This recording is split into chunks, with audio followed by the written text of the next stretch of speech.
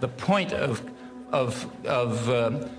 public relations slogans like "support our troops" is that they don't mean anything. They mean as much as whether you support the people in Iowa. Of course, there was an issue. The issue was, do you support our policy?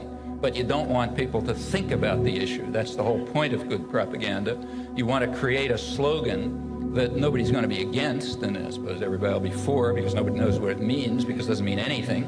But its crucial value is it diverts your attention from a question that does mean something. Do you support our policy? And that's the one you're not allowed to talk about.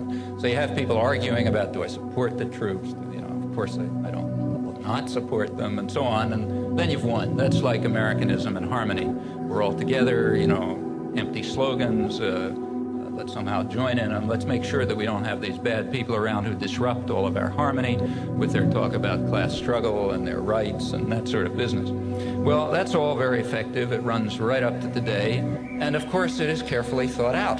You know, the people in the public relations industry aren't there for the fun of it. They're doing work. They're trying to instill the right values. In fact, they have a conception of what a democracy ought to be. It ought to be a system in which the specialized class are trained in order to do their work for the service of the masters, and the rest of the population ought to be deprived of any form of organization, because organization just causes trouble.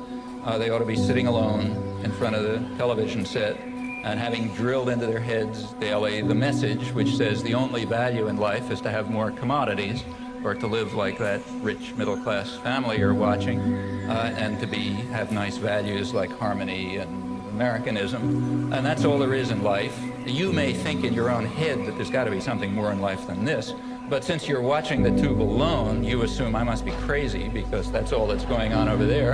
And since there is no organization permitted, that's absolutely crucial. You never have a way of finding out whether you're crazy, and you just assume it because it's the natural thing to assume. So that's the ideal, and great efforts are made into trying to achieve that ideal, and there is a certain conception of democracy behind it. The conception of democracy is the one that I mentioned. The bewildered herd are a problem. We've got to prevent their rage and trampling. We've got to distract them. They should be watching the Super Bowl or sitcoms or, you know, violent movies or something. Every once in a while you call on them to chant meaningless slogans like "support our troops," you got to keep them pretty scared, because unless they're scared properly and frightened of all kind of devils that are going to destroy them from outside, you know, or inside or somewhere, they may start to think, which is very dangerous because they're not competent to think. And therefore it's important to distract them and marginalize them.